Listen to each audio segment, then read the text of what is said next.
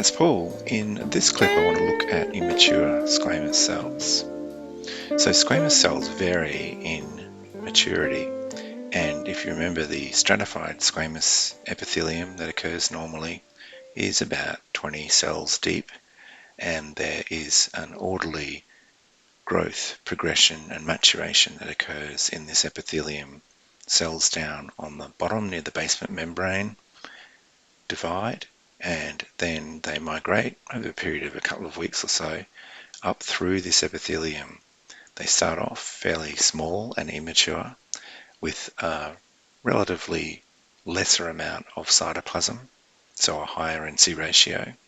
And as they migrate up through the epithelium, they flatten, they get relatively more cytoplasm that is more keratinized, so the NC ratio decreases. And then up in the top zones are the superficial and intermediate squamous cells. Now, normally when the epithelium is sampled by scraping or by brushing, we don't really sample down to those immature levels. And so most of the cells that are seen are intermediate and superficial cells, so more mature squamous cells.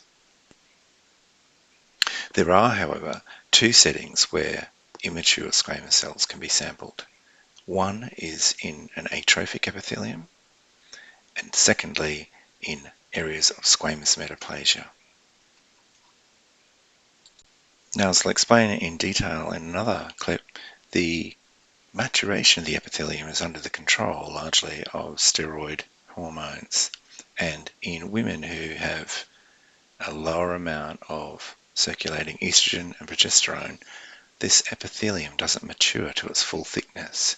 That's known as atrophy, and in that case you only have 6 or so layers of epithelial cells. So in this case, immature squamous cells are there to be sampled.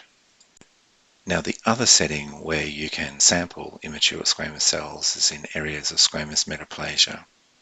So as you remember, metaplasia is a replacement of one mature epithelium with another type, and it's usually a protective mechanism on the behalf of the host.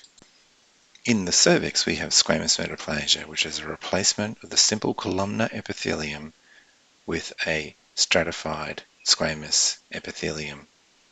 It is a thicker, more protective epithelium. This occurs through, firstly, reserve cell hyperplasia, then differentiation of the reserve cells into squamous cells, and then eventually maturation of that epithelium. This occurs over a period of time so that the replacement squamous epithelium, as a result of squamous metaplasia, ends up being fully mature and of similar thickness and appearance to the native squamous epithelium. So now we'll look at immature squamous cells in both of those settings, atrophy and squamous metaplasia. So here's an example of squamous metaplasia.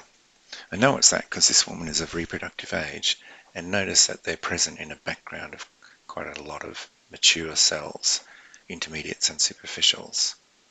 Notice that they have a higher NC ratio than either of those, but that they have still typical squamous appearance of central nuclei and fairly dense cytoplasm with a well-defined border.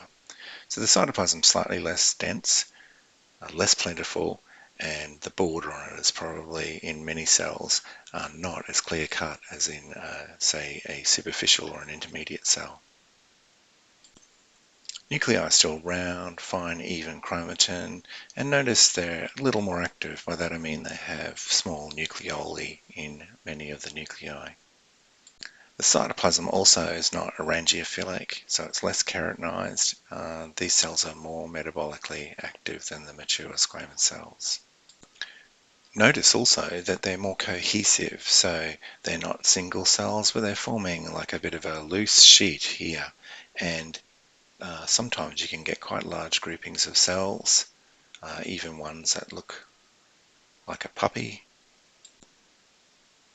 So in this case, the immature squamous cells are present in the setting of atrophy I know that because there's very few mature squamous cells in the background, mostly probably more than 80%, 90% of the cells here are immature squamous cells. And the patient age should match with that. And so notice on this group at high power that the cells are really quite cohesive. They're forming quite a cohesive sheet. The cytoplasm is still squamoid in that it's dense and the nuclei are centrally placed in that. The cells are not as orderly or the nuclei are not as orderly or tightly packed as you would see in endocervical cells, and there's no palisading to this group. Also, the depth of focus here is fairly limited, maybe to just one or two cells. And I'll talk about that more in the next clip.